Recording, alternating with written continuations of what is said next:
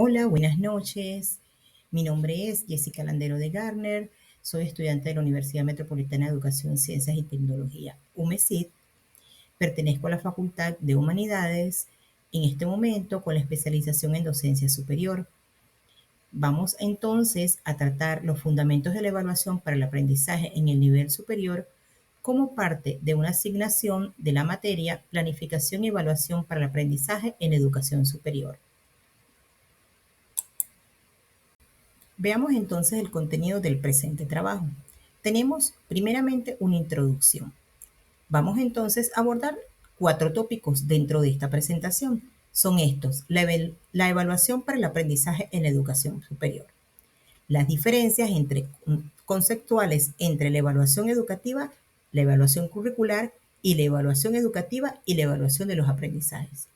De igual manera, veremos los enfoques de la evaluación superior, conceptos y elementos diferenciadores, siendo estos el enfoque auténtico, el enfoque socioformativo y el enfoque iluminador.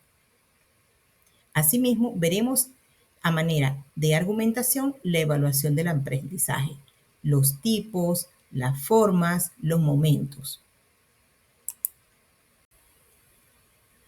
A manera de introducción, debo señalar entonces que la evaluación para el aprendizaje en la educación superior se presenta como un proceso fundamental que va más allá de una simple medición de conocimientos.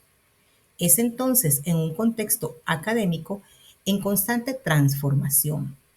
Es crucial entonces entender no solo su definición y propósito, sino también los conceptos y los elementos diferenciadores.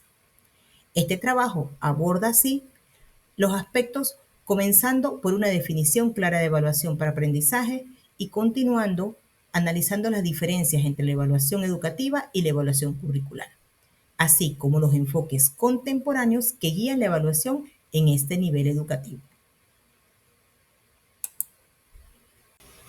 ¿Qué es entonces la evaluación para el aprendizaje en la educación superior?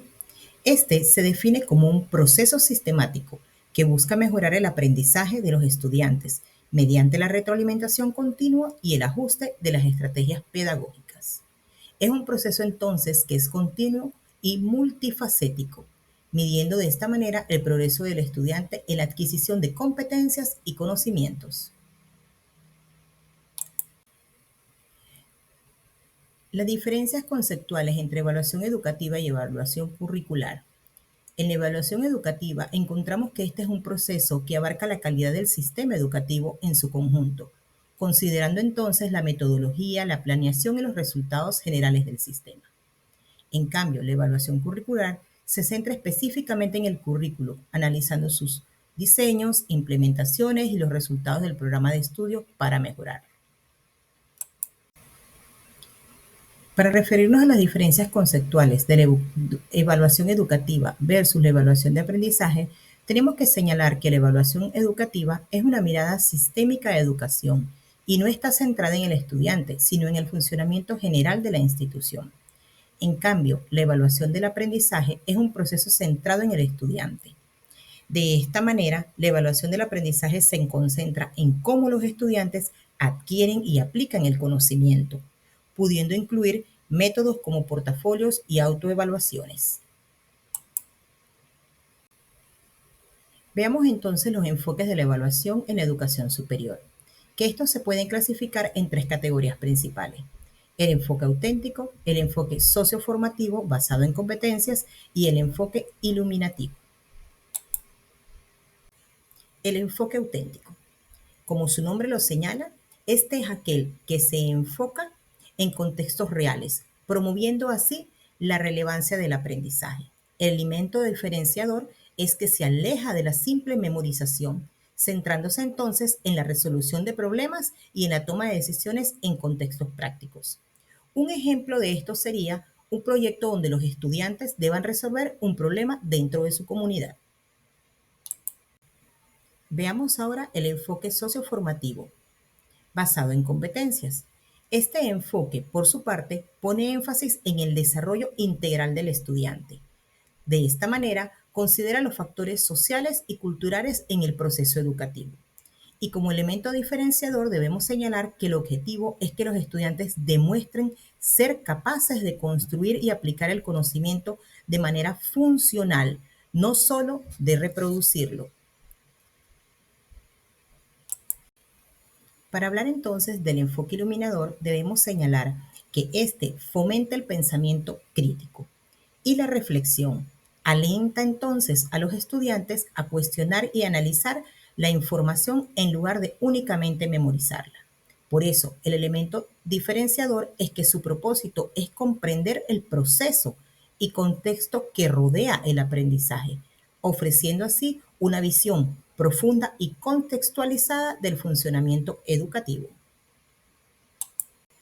Veamos ahora a manera de argumento de la evaluación docente.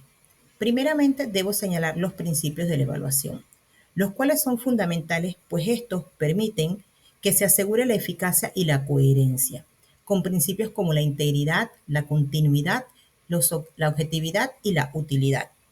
Igualmente, debe tener un momento de evaluación. Dentro del momento de la evaluación tenemos que señalar que este sirve para ser aplicado en diferentes etapas del proceso educativo, para cumplir una función específica. Se debe dar entonces una evaluación diagnóstica, una evaluación formativa y una evaluación sumativa.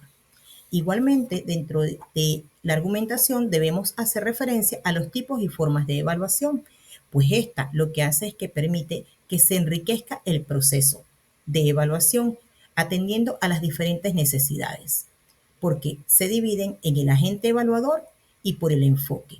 Cuando hacemos referencia al agente evaluador, nos referimos a la autoevaluación y a la coevaluación. Y cuando hacemos referencia al enfoque, hablamos de que este debe estar basado en objetivos y en evaluación formativa. De la misma forma, hablamos de los instrumentos de evaluación, que estos son aquellos que aseguran la validez y la pertinencia de la evaluación. Y dentro de ellos debemos destacar la observación, los exámenes, los proyectos y trabajos, los mapas conceptuales y portafolios, que son diferentes tipos de evaluaciones que utiliza el docente. Como conclusión, debo señalar entonces que la evaluación para el aprendizaje en educación superior es un proceso complejo y multifacético que requiere una comprensión clara de sus conceptos y enfoque. Al diferenciar entre la evaluación educativa y la evaluación curricular, así como el explorar los enfoques de la evaluación, se puede apreciar entonces la importancia de una evaluación que no solo mide, sino que también fomenta el aprendizaje. Vemos de esta manera cómo educadores podemos crear entornos de aprendizaje más efectivos y significativos, adaptando no solo la metodología a la necesidad de los estudiantes, sino también preparando mejor a estos para los desafíos del mundo real. Gracias.